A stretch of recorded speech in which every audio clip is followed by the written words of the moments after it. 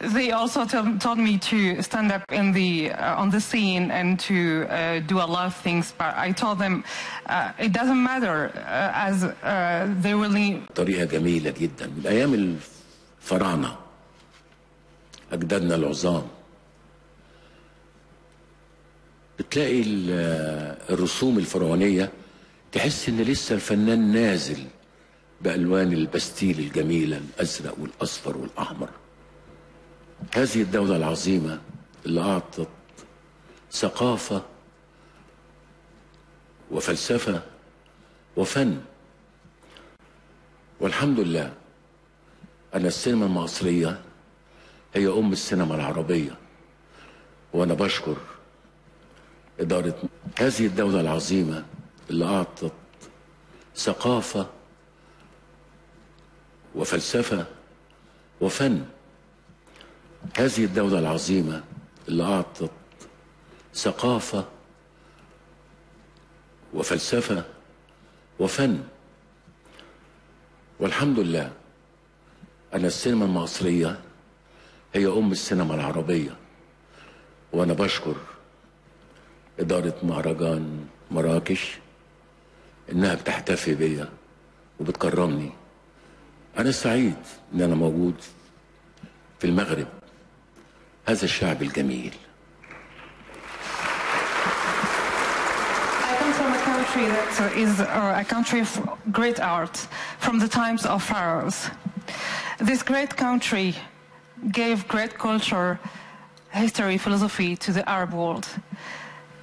And I'm really happy to see that Egyptian cinema is the mother and the father of all the Arabic cinema. Finally, I would like to say that I'm really happy and glad to be here in Morocco, and I'm happy of this tribute coming from the Moroccan people. كل أصدقائي اللي زاروا المغرب بيجوا يقولوا لي على حاجة جميلة جدا. بيقولوا لأي حد في الشعب المغربي لما بنشوفه، لما بيشوفنا يعرف اللي احنا مصريين، بيقولوا سلم لنا على عادل إمام. All my friends that visited Morocco and that met Moroccan people, they all told me that whenever they meet people from Morocco, these people tell them that they love me and would like to see me. أنا كمان بسلم على الشعب المغربي وبقول لكم جميعا أنا بحب المغرب وشعب المغرب، بحب مهنتي اللي أثرت في كل البلاد العربية. الفن شيء عظيم، الفن جميل، هذا الاختراع المدهش. أشكر إدارة المهرجان وأشكر سيادة الوزيرة السابقة، الحمد لله أنها سابقة يعني على الكلمة الجميلة اللي قالتها في عادل إمام. وأشكركم كتير جدا وبحبكم كتير جدا. شكرا. شكرا الفنان عادل إمام. والآن سنتقدم إلى وسط الخشبة. I tell you too that I love you and I love my job as an actor.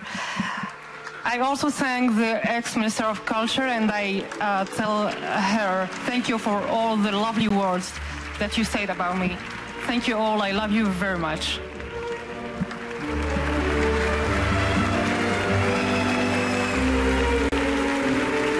لا تترددوا في الذهاب إلى القاعات وساحة جمع الفنان لمشاهدة الأفلام المبرمجة في إطار تكريم الفنان عادل إمام الذي سيكون حاضرا بالساحة من أجل تقديم فيلمه الزهايمر لعمرو عرفة.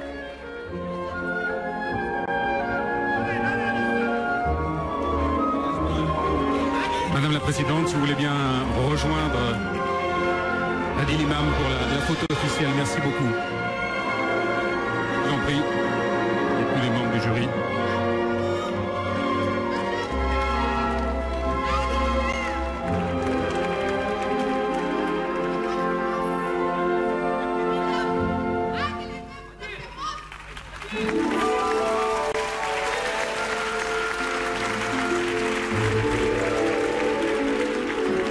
أعزائي المشاهدين، إلى حين اللقاء بكم يوم 13 من ديسمبر لتقديم طبعا حفل توزيع جوائز الدورة 14 للمهرجان الدولي للفيلم